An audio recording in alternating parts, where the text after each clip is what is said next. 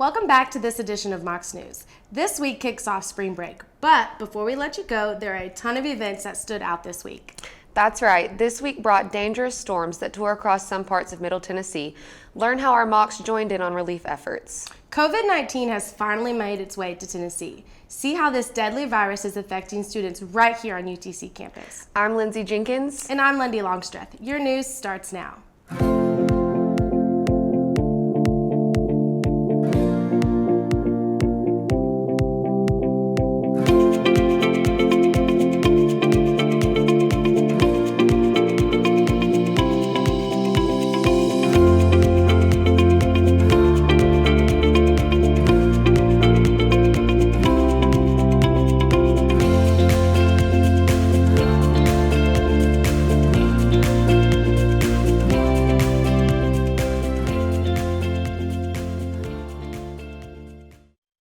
Tragedy strikes Tennessee as a Category 3 tornado kills 24 people and destroys hundreds of buildings early Tuesday morning. 5 counties across Middle Tennessee felt record-breaking winds up to 175 miles per hour. The aftermath left homes, buildings, and communities in shambles as they suffered their tremendous loss. Also, many are still without power. We will have more on this story after spring break. UTC's blood drive, Blood Anuga, joined in with other agencies to offer relief after the devastating tornadoes that hit some parts of Middle Tennessee. After the storms, Blood Assurance needed all hands on deck restocking blood supplies for incoming patients. Blood Anuga collected over 100 units of blood earlier this week to help relief efforts in Nashville and Cookeville areas. Governor Bill Lee announced on Thursday that the coronavirus has been detected right here in Tennessee. The patient is 44 years old and is a resident of Williams County. He recently traveled from Boston through the Nashville's airport. He is now at home with mild symptoms of the virus and remains quarantined while CDC confirms the test results. Meanwhile, a former member of MocsNews understands the daily impact of the coronavirus. Lauren Turner is a former news director for MocsNews. She's now in South Korea teaching. Turner came back to the U.S. a month ago with her Korean boyfriend to visit. Most of my friends are quarantined in their houses right now. It's not an official quarantine. The government isn't forcing people to stay inside, but most people are self-quarantining because they don't want to be outside. It's a very packed-in society. The main city that is being shown on the news, which is Daegu, is where I lived for 2 years. We will have more on this story coming up on MocsNews. WUTC are in need of volunteers for their spring pledge drive. Volunteers will be answering the phones for callers to make pledges. Help will be needed from Monday, March 23rd through Friday, April 3rd. The hours they are asking for people to help are from 7 a.m. to 7 p.m. For more information, you may contact WUTC at 423-425-4756. The Office of Multicultural Affairs presents a line dance experience for students, faculty, and staff called Get in Line. This event will be held on Thursday, March 19th at noon in the Multicultural Center on the 3rd floor of the University Center. This event is for everyone, even if you have 2 left feet. Now it's time for weather. Let's see if this week we'll get a little more sunshine instead of this rain. Jeremiah Beatty, what can we expect? Good afternoon, Mocs. I hope you all are ready for spring break this week.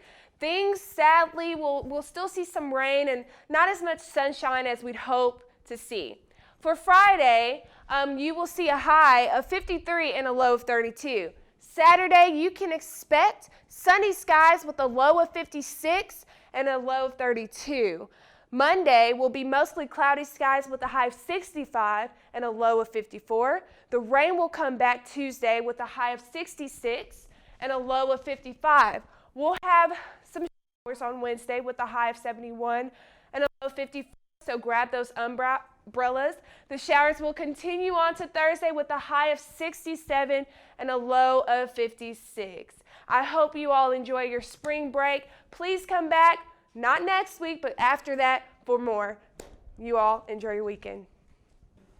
Now we will bring you this week's sports news. Lundy, what's going on with the men's basketball team? Well, the Mocs men's basketball team will be headed to Asheville for the SoCon tournament. The Mocs will be taking on a familiar opponent, UNC Greensboro, that the Mocs beat in the regular season finale by a score of 74-72. The Mocs will be looking for a record-tying 12 tournament title, and tip-off will be at 8:30 p.m. and can be watched on ESPN+.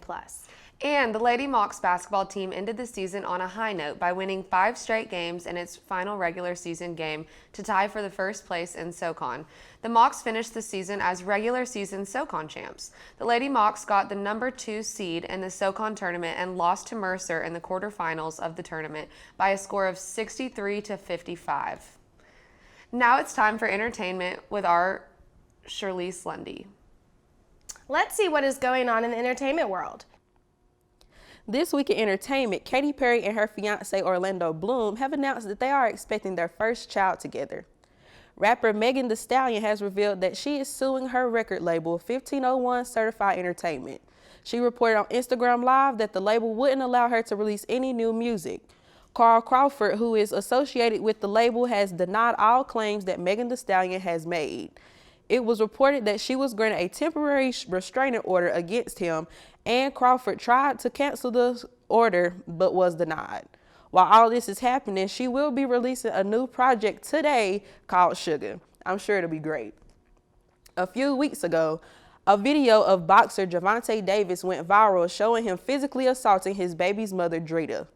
After that, it was reported that he had went to jail for it. Well, here's an update. The two will be going to trial next month over the incident.